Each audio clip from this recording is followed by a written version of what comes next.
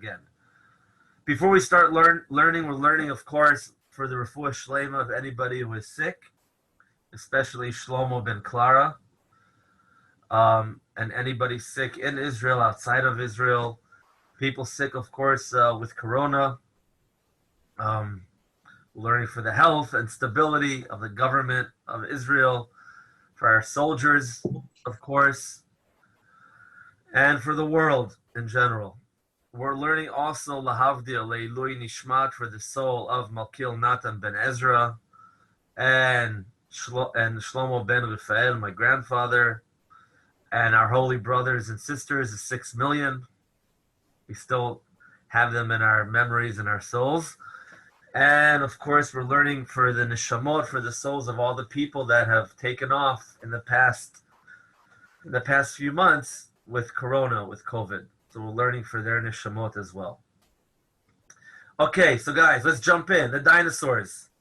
I put this quote up here for you, Debbie. Okay, because what you said last week. I didn't make up this quote. I took this from someone else, but it's a nice quote. The dinosaurs actually are probably, or possibly, or it seems to be mentioned in the last parsha, but the end of the dinosaurs, as you can all guess, or as you all know, is probably almost 100% mentioned in our parsha. Why do I keep on saying almost and probably in 100%? Because it never says anywhere in the Chumash or in the Nevi'im and Ketuvim, in the Torah at large, it never says the word dinosaurs, which was obviously invented. That word was invented years and years later. So the code word in the Torah, and we'll see soon what the dinosaurs are called. And of course, because the Torah is the Chumash is not a historic book. It's not there to teach us history. It's not there to teach us chemistry or zoology. Okay, for our sake, the Torah is there to teach us how to live an ethical, godly, and spiritual lifestyle.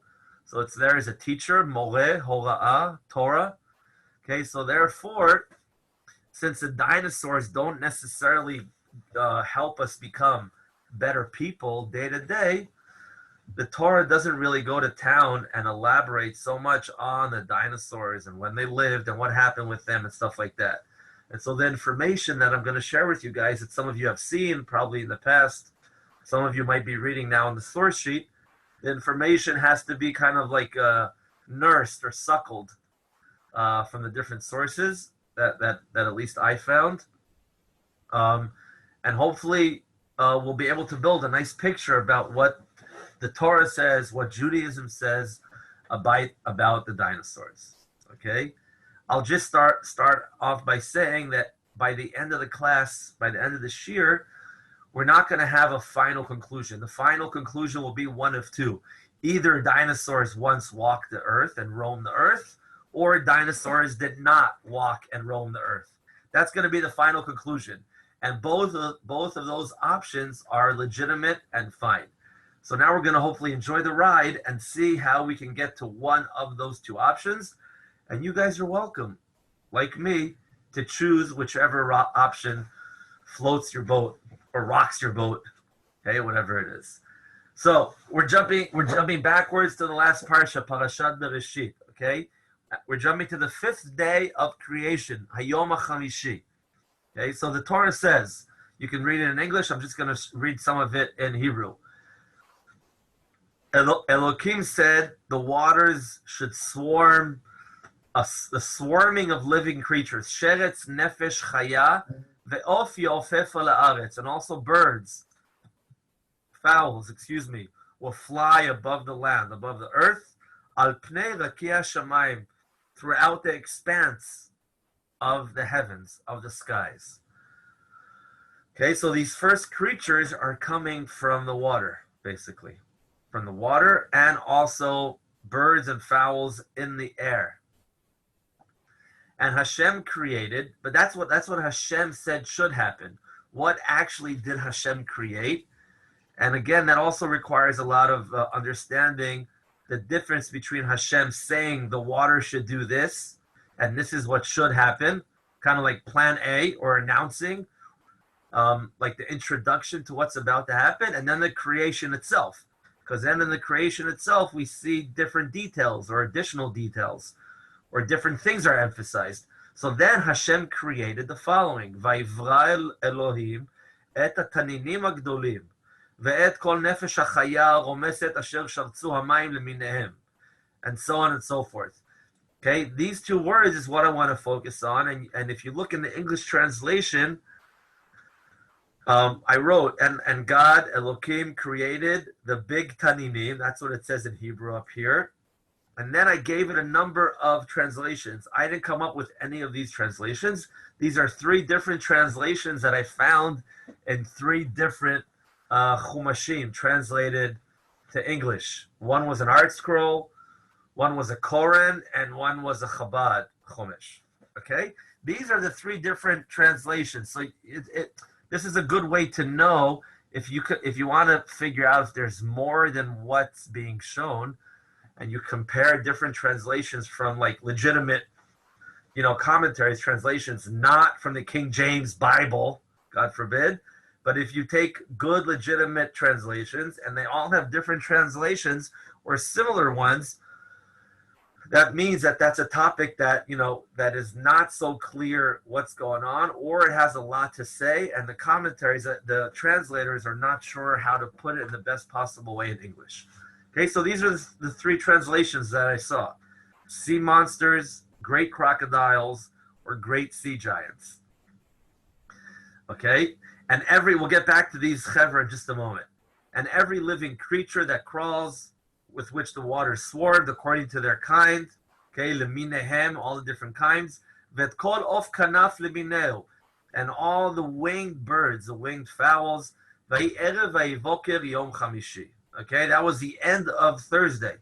Okay, so if you would have visited the world, if we would have visited the world back then, okay, 5,781 years ago, plus a few days, we would have found, okay, birds, fowl, one family, shratzim, the crawling, the swarming, crawling creatures, okay, like lobsters, scorpions, and so on. We would have found chayot, okay, nefesh chaya, these chayot, these animals, okay, and these living creatures. And we would have found another category of creature called taninim gdolim. Okay, this is another category of a creature that was created. Okay, there were the the birds. There were the animals, haromeset asher shaltzu hamayim leminehem, the different kinds of crawlers in the water. Okay, there was the nefesh chaya, the living creatures, which could be part of these crawling animals that were created. And there was another category, okay, another category of creatures called the taninim gdolim, the big taninim. Remember, guys, it's important to notice, these are not talking about, like this translation, it seems a little odd, because the Torah is not specifying in the other animals what kind of animals were created. Okay, the Torah doesn't say, for example, okay, the killer whale, or the dolphin, okay, or the eagle, or the vulture, or the falcon. The Torah here is talking about families, like species of animals.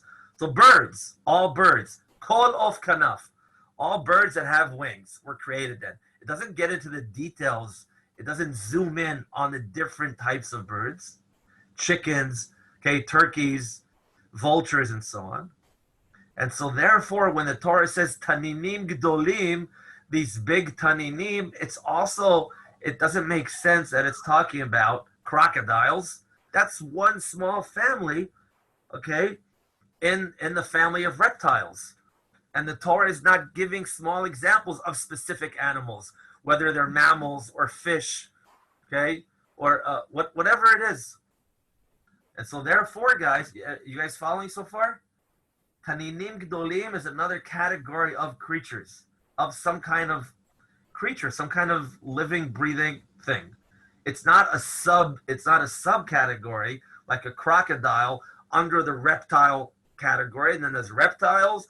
We got crocodiles, lizards, and so on. Iguanas. Can I ask a question before Yeah, not we that. go on?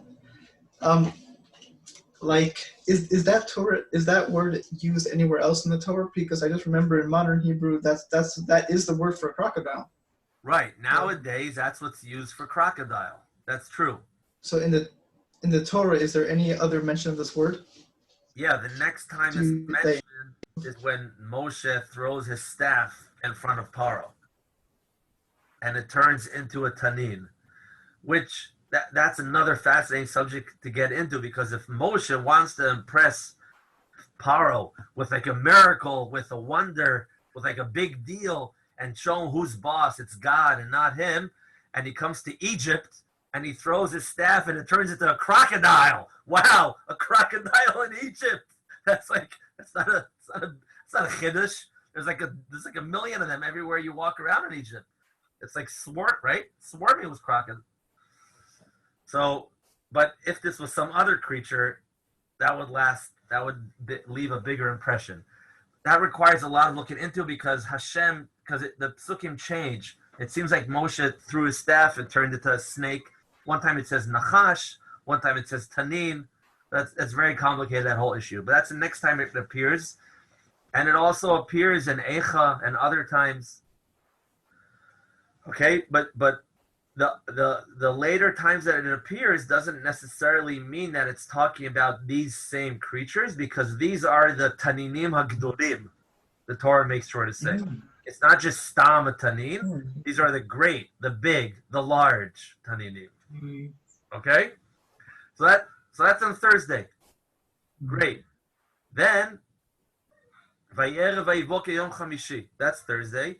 Then Friday, the next day, Hashem begins creating, there's the next day, other living creatures, cattle, creepy things on land, beasts of the earth, and so on, and all their different species and families. So we see, guys, to summarize the different points, if we can dot right out, what's the tachlis, what information, for our sake, if we're trying to look for dinosaurs in the Torah, what information do we have so far? So we have a few things, okay? First of all, like I mentioned before, this is not talking about just crocodiles, because the Torah here is mentioning species, large families of creatures, not individual animals. Okay, that over here, for example, when Hashem creates the animals and the beasts, the beasts and the cattle, it doesn't mention cows, sheep, lions and tigers and bears. Oh my! It doesn't do that. Okay, so that's the first piece of information. There's this whole category of creatures called taninim gdolim. Sorry, Ma? Yeah, by cattle. So is the Torah referring to all kinds of domestic animals that give milk? Is that domestic cattle need to be kind. Right. This is just one of the translations. It doesn't have to be translated as cattle, but it's very often translated chaya as domesticated animals and behema as wild animals. Okay. Yeah. Okay. So again, this category seems to be saying that there were these creatures who would be called the reptile family, because tanin has to do with reptiles. A crocodile, an alligator, is a reptile, and these are the big reptiles, for lack of a better word right now.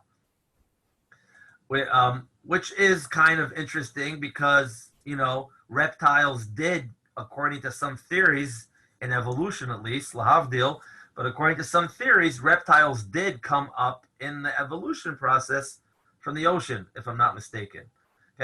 So this fits with this whole part of Thursday, which is talking about things which came from the ocean, came from the waters, came from the sea. So that's the first thing. We have this new category, which we very often seem to gloss over. But this is a category. We have animals, we have beasts, we have birds, we have creepy crawlers, okay, in the ocean, and we have these big reptile-y creatures. Okay, that's one. Second of all, what's interesting, from all these animals, which animals created first? Which creatures created first? From all these animals, including the animals of Friday, the first creature that's created, the first creature to walk planet Earth, if we take the pshat of these psukim, is what? Taninim gdolim, these large reptiles. What Hashem says, all this is what he said. There should be birds and so on. But when actually Hashem creates the animals, which animal is created first? Which animal took its breath, was the first animal to take its breath? It was these large reptiles, these large taninim. Only afterwards came the living creatures in the ocean, and the crawlers in the ocean, and the birds, and only the next day came the animals and the beasts and so on. So according to the Pshat, the first creature that walked planet Earth were these reptiles, these large taninim. You guys all with me? This is important. Okay? This is also something that I didn't pay, that I used to just, totally not notice. That the first creatures to walk were the taninim gdolim. Great. Okay? Again, they're created before mammals. Okay? The mammals are over here. Okay, maybe some of the mammals are here, like dolphins in the ocean and so on. But these reptiles are created before the big land mammals, at least. Okay. Last but not least, third of all, which is important, we have to remember that when it says in the 6 days of creation, Vayerev vayiboker yom chamishi, you guys all know this, I think, but this is a golden rule. When it says that it was evening and morning, the fifth day, Yom Chamishi, it doesn't necessarily, and probably does not, but perhaps it does, but it probably doesn't mean a 24-hour time unit like nowadays. Because we know that this phrase comes up in the first day, in the second day, in the third day, before the sun and the moon were even created. So what that means for our sake is that these creatures that are created on the third day, okay, but day could mean 24 hours, and it could mean 24 million hours, and it could mean 24 million years. Okay? So these animals started to walk the land, okay, at some undefined point of time in history. Before time was as we know it today. There was time. Time is relative. There were creations, so there was time. But the time back then wasn't necessarily a unit of 24 hours like nowadays. So that means that these taninim gdolim and all these other creations and all these other creatures, okay, could have lived, this fifth day could have taken place over, okay, a few months or a few years, or a few millennium, or tens of millions of years. Okay, everything's up, everything's open. You guys all with me still? Yeah, we're good. Great. Okay, so now we have, bottom line from this, we have a creature with a strong connection to the ocean, coming from the ocean. Okay, it's the only creature, if I'm not mistaken, which is called Gadol, besides the moon and the sun. Hameorot Gdolim. It's the only creature that's called large. The other animals are not called large. Even Adam and Chava are not called Gadol. Only creature to be called Gadol. And it's the first creature to be created before humans, before mammals, before fish, before birds, anything. Okay? And it lived for a certain amount of undefined time. Great. Okay.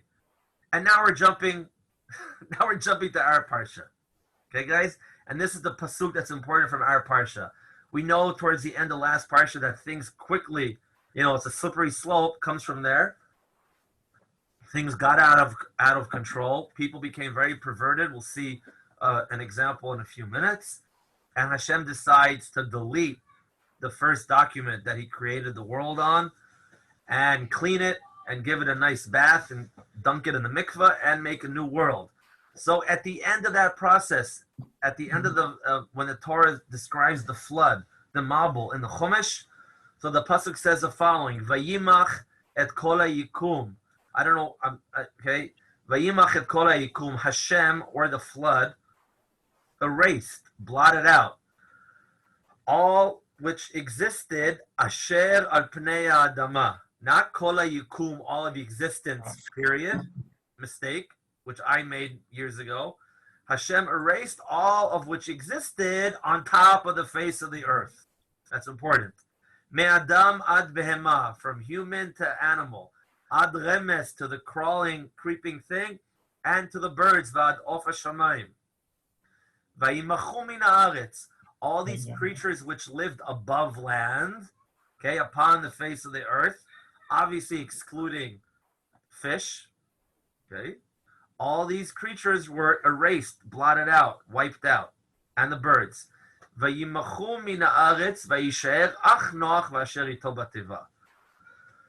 Okay, they were erased from the land, and only Noach was left with his mishpacha, with his family in the teva, in the ark. Okay, now on this pasuk, okay, and of course the connection to how the dinosaurs became extinct, if these are the dinosaurs, how they became extinct can be very easily or quickly made to the verse, to the Mabul, to the flood. It didn't have to be an asteroid. It could have been the flood. But we'll get to that in just a few moments. Okay, Rav Yisrael Lifshitz, guys. This pasuk is important to know for the following commentaries. Rav Yisrael Lifshitz, okay, who wrote a famous commentary. If you buy any Mishnah, any classic Mishnah with the classic commentaries, it's going to have the Tiferet Yisrael usually, okay, on it, explaining the Mishnah. And he is not that old, or he didn't live that many years ago. I wrote here he passed away in Germany in 1860. Okay, he was in his shul on Tzom Gedalia, the day after Rosh Hashanah, the fast of Gedalia. He was wearing his talis and tefillin, and his neshama left. That's how he died. Okay, in 1860. So he's one of the first ones who writes about dinosaurs, mammoths, and so on. Okay, and this is what he writes. We got it here in English, Baruch Hashem. And he brings this within context of talking about the Kabbalistic perspective concerning the creation of our world and potential worlds prior to our world. Okay, I just brought part of it, but that's the context from which it's taken. And he brings these examples, which to show how modern science, of the late 19th century, the 1850s, 60s, goes hand in hand with the Kabbalistic perspective of the creation of our world and other worlds. That's what he's doing here.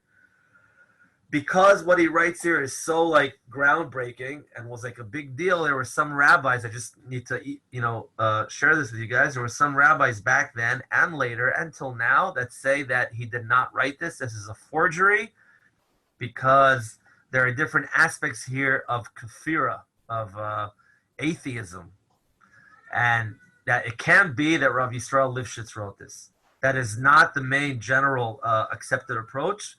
The accepted rabbinic approach is that Rav Yisrael Lifshitz did write this, but there is a minority of opinion of rabbis who say that, and I just have to share that. Okay, so here we go. So Rav Yisrael Lifshitz writes the following.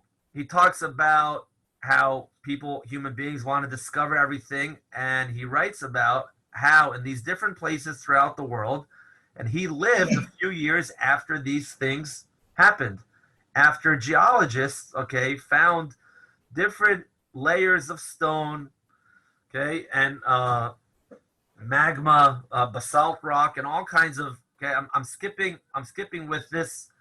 I'm skipping this part, but in this part he talks about, okay, how they found layers of rock that are dated to other periods, earlier periods, but they're on top of later periods, and in misorder, and a whole big mishmash. Okay, and he connects this to Hashem flipping things and changing, and to what he was talking about before, the Kabbalistic approach to the creation of the world. So, and then he keeps on saying, not satisfied with this, they dug several hundreds of fathoms into the deeps of the earth. They found 4 layers of earth, each above the other, each made up of a different sort of mineral, And between these layers, they found fossils, which indicate that the earth has been overturned and changed its surface 4 times. Okay, because Kabbalah talks about 4 cycles that our world and other worlds have been through.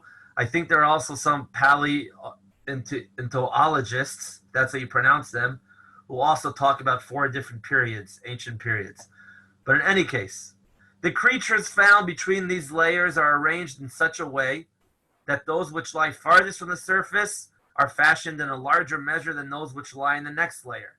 And so too those which lie in the second layer, okay, are larger than those which are found to be in the uppermost recent layer.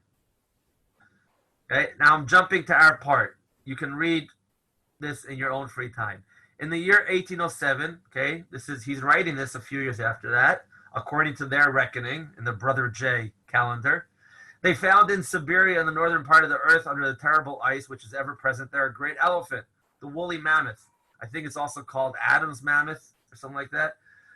3 or 4 times the size of those found today, whose skeleton now stands in the Zoological Museum in Petersburg, St. Petersburg.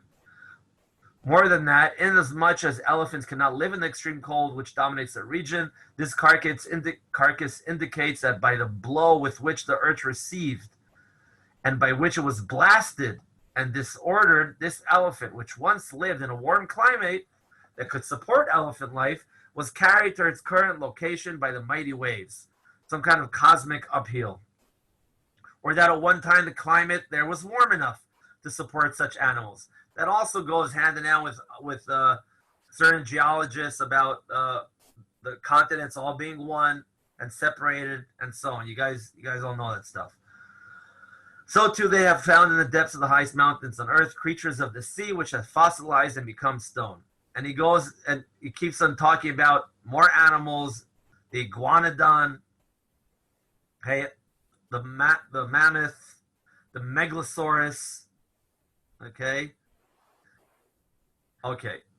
The bottom line, guys, that we have, and he sums this up by saying, by supporting what Kabbalah says, that Hashem created world and destroyed them. Created and destroyed them. Created and destroyed them. We saw this in a different context last week in Parshat Bereshit. For our sake, guys, what he seems to be saying, and if you look in his whole sermon called Or Chaim, you'll see that there. He seems to be saying that all these fossils, all these bones, the mammoths, the megalosaurus, dinosaur bones basically, are leftovers from previous worlds that Hashem created. Meaning to say, when the Medrash says that Hashem created world and destroyed them, created and destroyed, Hashem did not destroy them into oblivion, into nothing. Hashem took them, mushed them up a little bit, and used that same hard physical material to create our world. So when he created our world, there were some of the leftovers from the previous worlds, physically speaking. Okay, you guys with me? Okay, and so then meaning to say, the dinosaurs and these mammoths and so on, okay, seemingly did not walk our earth. They walked some kind of other world, which was built, created from material that our world is created with as well. Okay, that's what he seems to be saying. Okay, Rav Meir Leibush, guys, the Malbim. We're going to see another opinion, and I'm sorry I couldn't get this in English. The Malbim, he passed away in Russia. You see, a little bit after the Tiferet Yisrael, 1879. The Malbim wrote a very important commentary on the Chumash, and his main goal was to give good answers and show how the Torah has what to say about everything going on in the modern times, in the 1860s. The 1860s and 1870s were the years when the Reform movement was getting stronger and stronger, and a lot of Jews were joining the Reform movement. And so he wrote his commentary to counterbalance the Reform movement and show that the Torah is relevant and has what to say about everything, and to show how awesome the Torah is. You don't have to go to the Reform movement because our grass is not greener, okay, on the other side. So his point is to strengthen Judaism. Okay, so Listen what he writes. Actually, a Jewish organization in New York wanted to appoint him as the chief rabbi of America in 1875 or 1877, but he was too old for the travel, for the voyage, for the take the ship. So his family convinced him not to, and he stayed there and passed away there. His name is Rameir Leibush ben Yechiel Michal. Okay, that's what this name, the acronym stands for. So here we go.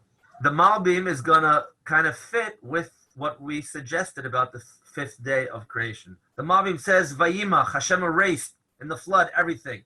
Okay, after everything died, it was also obliterated. The bones and skeletons of creatures above the face of the earth, were blotted out and erased.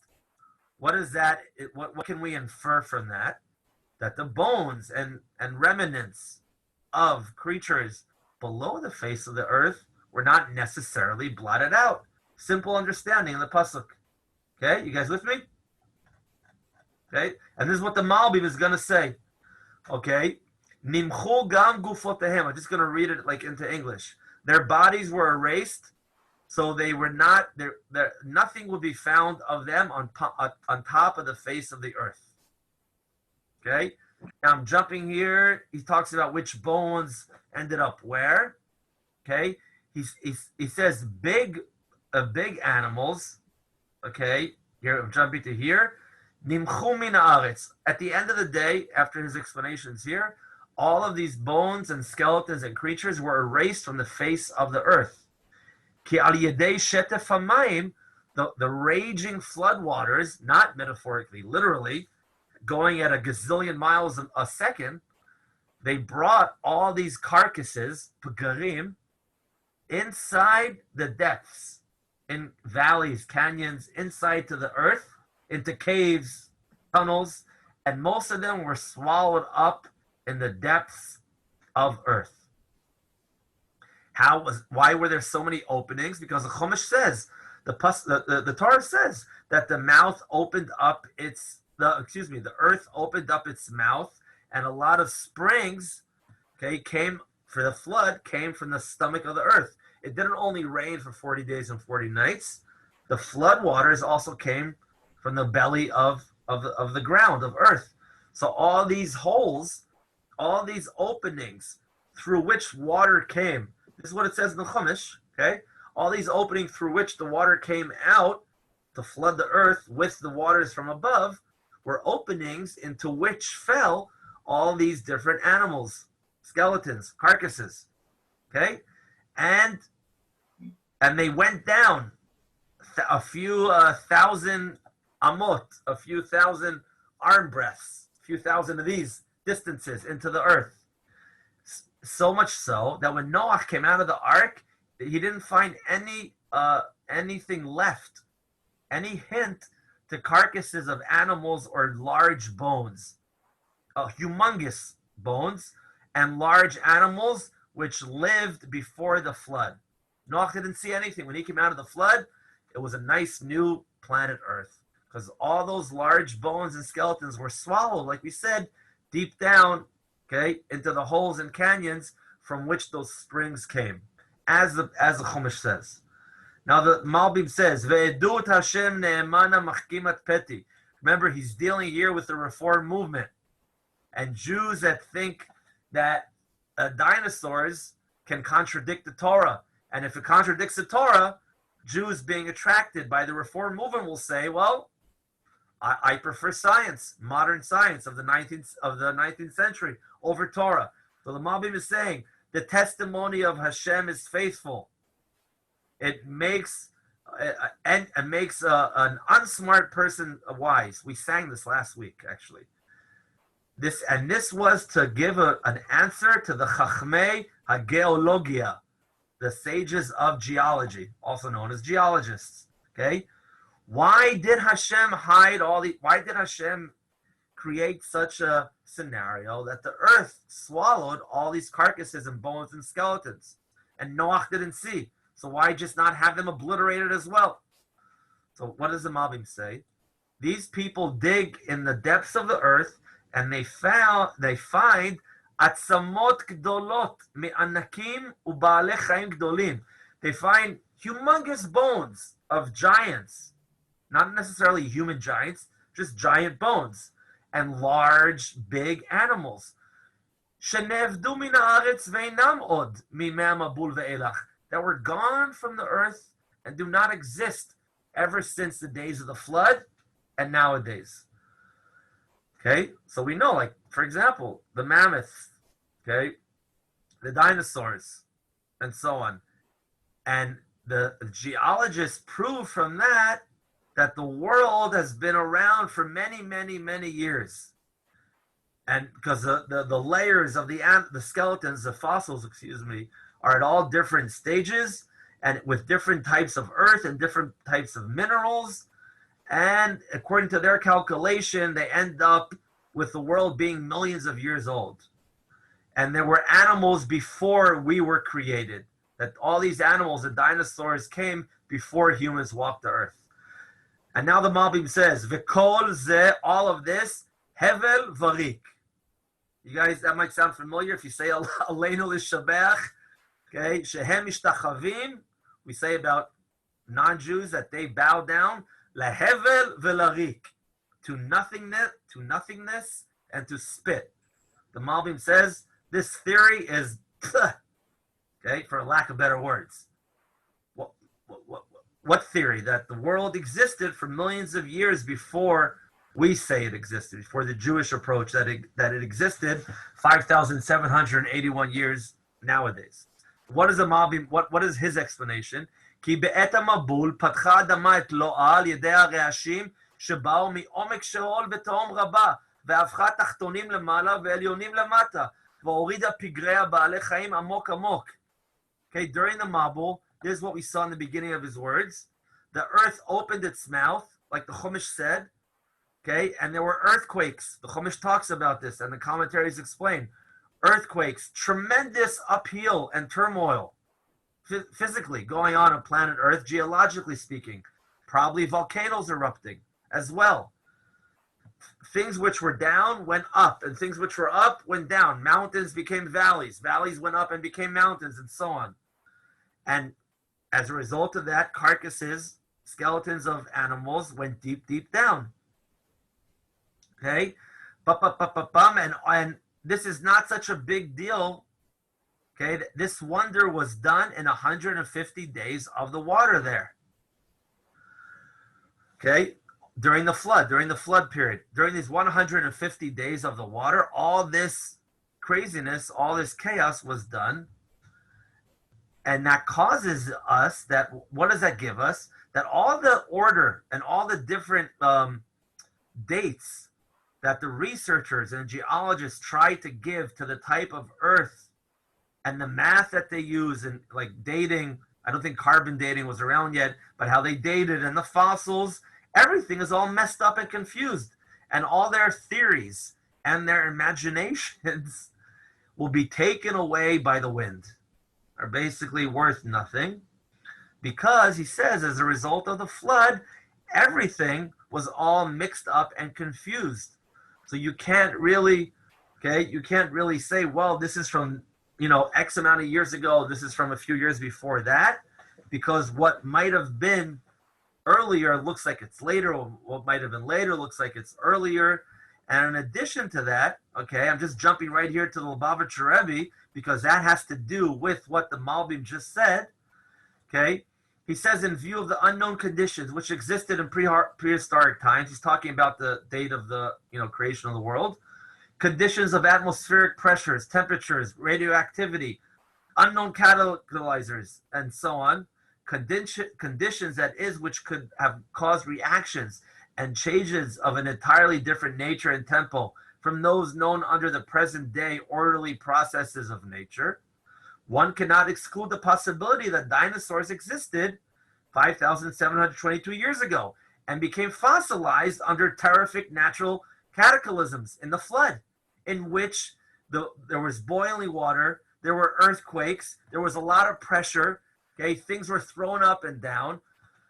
So we don't have the tools nowadays to be able to analyze that and date them based on, like, if you take a rock nowadays and use the modern research that geologists and scientists have, you can date it based on how long nowadays it takes for that rock to erode, to crystallize, for that mineral, whatever it is, and so on.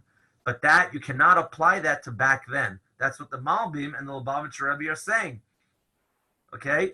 Because of what happened in those intense 40 days and total 150 days of the flood. Okay? And we have no conceivable measurements under those unknown conditions. You guys with me? You understand this point? Okay? This is the Lubavitcher Rebbe and the Malbim, basically. Okay? Say the same thing. So what we have then, okay, is that perhaps the Malbim does not say that these animals, these large creatures, the dinosaurs, were part of a different world and was destroyed, like the Tiferet Yisrael says. The Malbim just says that they were destroyed in the flood. So he seems to be saying that the dinosaurs and all these other creatures, okay, either died before the flood or were destroyed by the flood. And again, the flood can mess up any possible dating that I want to try to give to these creatures. And he explained why they're found by geologists deep down in the earth and they're not exposed. We saw that as well. But the question now that we have to ask ourselves is, did Hashem create the dinosaurs? We saw before, and how we explained the Taninim Gdolim being possibly the dinosaurs, these large reptiles. Okay, according to the Tiferet Yisrael, it seems to be that yes, that Hashem probably created them. Okay, and what he talks about here, Hashem created them in a previous world. So we have that answer. That was Tiferet Yisrael. According to the Malbim, possibly also Hashem created. The Malbim doesn't talk about when they were created or who created them. The Midrash guys, the following Midrash, hints to something else that was going on, something very sinister and perverted. Okay, and this is what the Midrash says, and I'm sure you have heard this before, or heard the paraphrase of this Midrash, which comes up in a number of Midrashim. Okay, the Midrash says that after Noach's family entered the ark, and these were all righteous people, including Noach's wife. These were all righteous people. But the generation of the flood corrupted their way upon the earth. What does that mean? This generation, they intermarried and assimilated not just humans with humans. They didn't just marry their friend's spouse or their spouse's friends and so on and so forth. And it wasn't just male, and it wasn't just all of that. Okay? It wasn't only homosexual relationships as well, but they also intermarried with the animal kingdom, to put it nicely and cleanly. Okay? They caused domesticated animals to mate with beasts. They did these weird science experiments, or engineering or cloning, whatever you want to call it, in which they cloned or put together animals like a lion, for example, okay, or a lion and a cat, or a lion and a sheep, okay, a vulture and a donkey, whatever it was. The beast with the animals, all of them with humans. I mentioned before I was going to talk about the 60s. The wild 60s. That was a joke for you guys, Steve and Marianne. And so, okay, it was insane. It was a bad scene. It was a big party, okay, to put it nicely. So these people, the generation of the flood, were involved in heavy-duty perversion and intermarrying, mingling. Basically, they were mating and causing animals to mate with the most unnatural partners. Okay, the most unnatural partners. Now, could that have anything to do with the dinosaurs? So, according to the Netziv, Rav Naftali Tzvi Yehuda Berlin, who has an amazing commentary, Ha'emek Davav, we've seen some of his things in the past. If you've never learned him, it's mamish worth your time. Unbelievable stuff. Unbelievable stuff. Okay, he was a Rosh Yeshiva in Volozhin for a bit. Amazing Talmid Chacham and Tzaddik. So he says, this, what we just here, this adds up to the dinosaurs. So listen to what he says. And I'm sorry I couldn't get it in Hebrew. Okay, here I'm just jumping. He talks about the bones that are found in the ground. Okay, and then he says the following. Some people learn from that, from the bones and fossils found in the ground, that before our creation there was a different world with different creatures. We saw who said that, the Tiferet Israel, that Hashem created other worlds, and the dinosaur bones, the fossils, are leftovers from that other world. Okay? And he says, and truthfully, yeah, in the Medrash that we saw last week, the Medrash says Hashem creates worlds and destroys. And he said those worlds were not good for him, and this world is good. And the Zohar HaKadosh also brings it, and so on. But the Netziv says, Kashe ledati lomar ken. It's very difficult for me to say so. To say that the fossils are remnants and leftovers of other worlds which Hashem destroyed, and then he used that physical matter, material, to create our world, and that's what they're from, that's very hard for me to accept. Because it's explained in Shmot Rabbah, in Midrash Shmot Rabbah, okay, Pasuk Lamed, Ele todot hashamayim va'aretz, מה פסל שהיה בורא עולמות והמסתכל בהם ולא היה עוברים ומחזירן לתוהו ובוהו.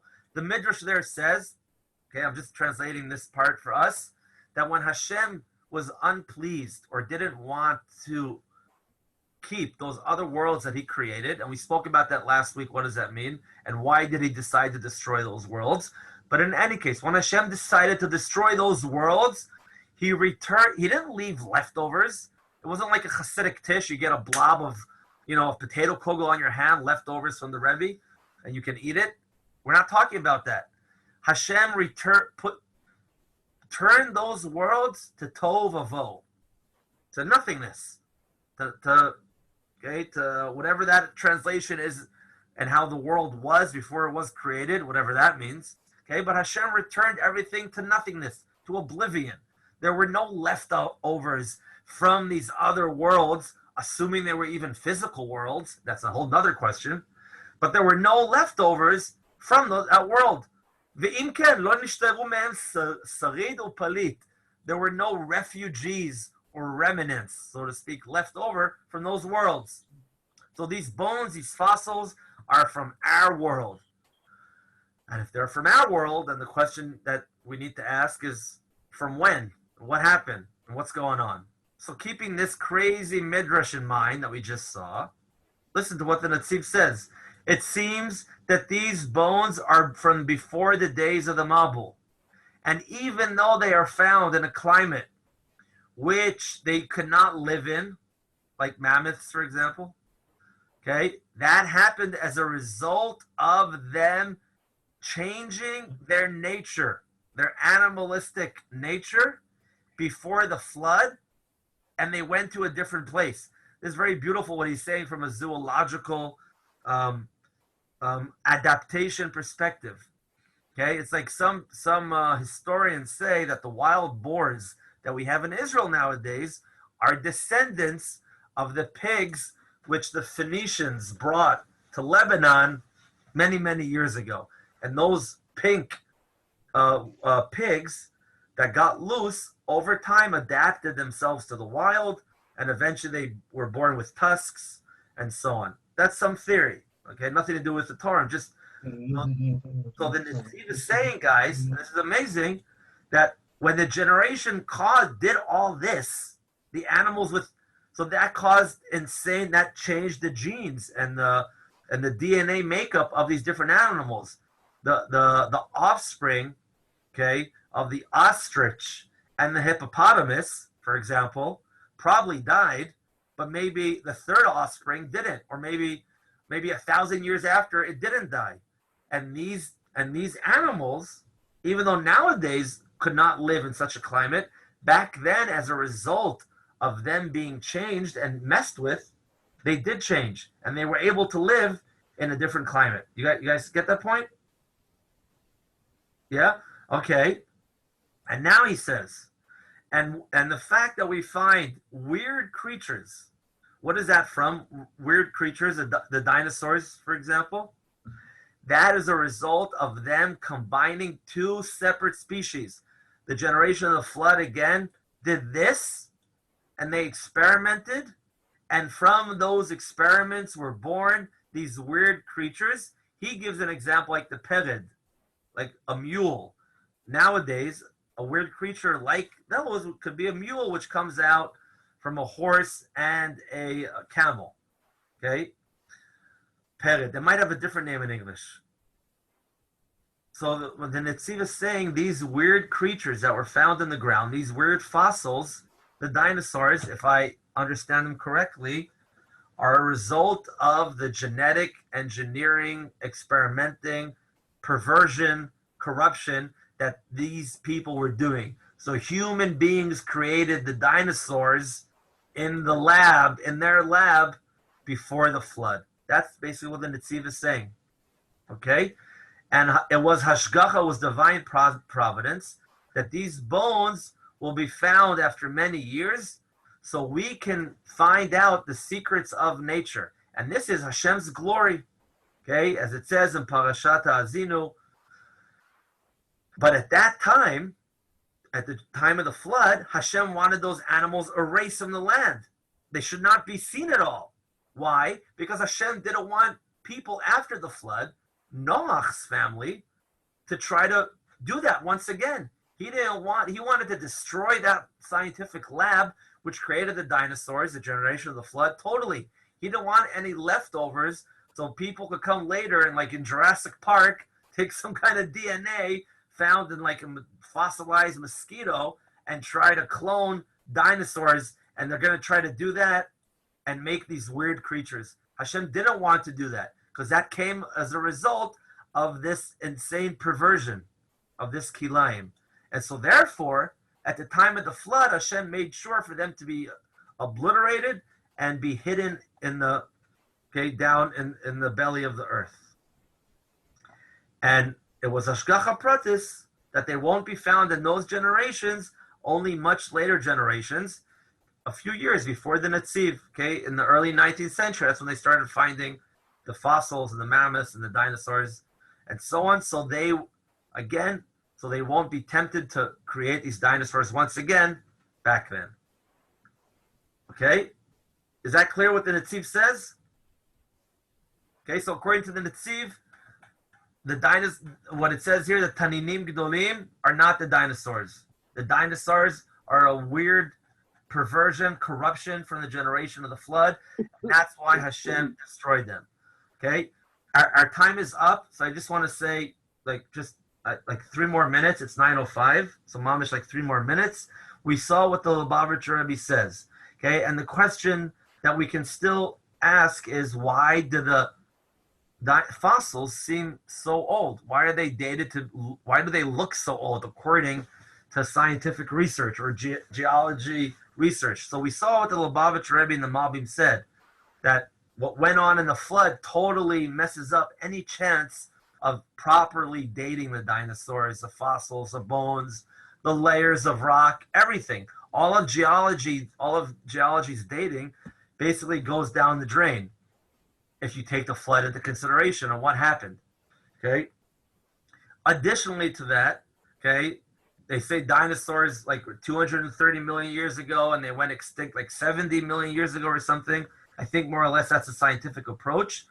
How else can we explain how old they look, or layers of earth that look old?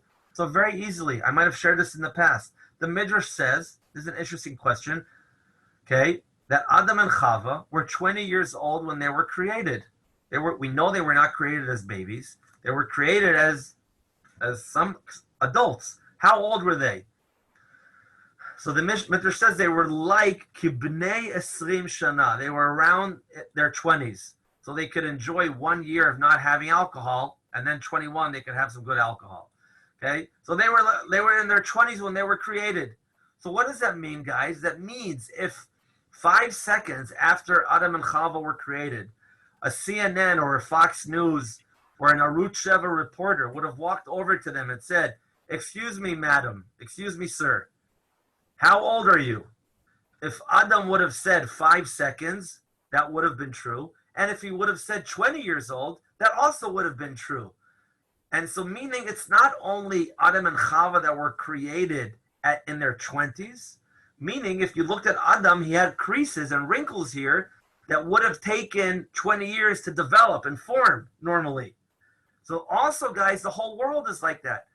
Just because you can look at layers of stone from a geological perspective and it looks like it took millions of years to form, or the volcanic rock in the Golan looks like it from eruptions from millions of years ago and it took and all that, that's true if that would have happened nowadays. But when Hashem created the world, he created it in its current situation. And so, therefore, the fossils and the layers of rock and whatever it is, which could look so old, was created at that age already from the very beginning. Is it amazing? You guys understand this idea? It's very simple, but very, very deep. Okay, and this explains, this medrash explains, I think, I don't know, in my opinion, it explains any seemingly contradiction between dating of science and geologists and the Torah. Okay, so that's one option. Second of all, we saw before the dinosaurs were not necessarily alive. We have no idea how long they lived for. If we take the approach that the great Taninim are dinosaurs, that fifth day could have been millions of years before Adam and Chava were created. Okay, so perhaps that happened as well. And like we saw before, the flood messed up everything. Okay, I just brought these two pictures. Okay, you've probably seen these pictures before. Okay, because again, from what I know, most scientists, geologists reject the notion that dinosaurs and humans roam the earth together. Because remember, according to some of these approaches, especially the Netziv, it's not that dinosaurs roam the earth with humans, it's that humans made the dinosaurs. Okay, but also with the other approaches, even with what we saw before about dinosaurs being created on the fifth day, the great Taninim, and they were destroyed in the flood. So when they were drowning, when the Brontosaurus was going down the drain, there were human beings drowning in the flood. So, but they have in the Smith, in the American Museum of Natural History in Manhattan, they have a fossil of a mammal called, I can't even pronounce what it's called. It sounds like some curse to me, so I'm not going to try to pronounce it, but some mammal that seems to have digested a baby dinosaur. This seems to be the beak right here of that baby dinosaur. I couldn't really make it out, but it's in the Museum of Natural History. So there's different ways to explain this. This is just an example of how mammals and dinosaurs coexisted, and according to the approaches that we saw, probably also human beings. Okay, this is a famous drawing from the United States, from Utah. You probably heard of this. This looks like a Brontosaurus, like Brontosaurus fossils look like nowadays. And according to geologists, scientists, the Brontosaurus went extinct about 70 million years ago. But the Bushmen who painted this, they painted this about 3,500 years ago, 35 to 1,500 BC, 3,500 BC. So the Bushmen lived way after the Brontosaurus, and they didn't discover fossils or dinosaur fossils, as far as we know. So could it be that these Bushmen, drew these drawings of what looks like a Brontosaurus dinosaur, that they hunted or that they saw outside? So according to what we saw, yeah, quite possibly so. So again, I will add one more thing that the Lubavitcher Rebbe says, according to what we saw here, we have the fossils, we have the bones.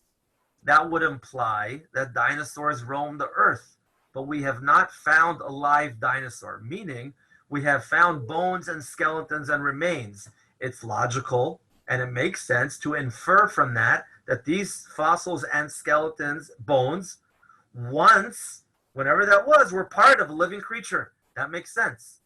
But that's a very logical theory. But it's a theory.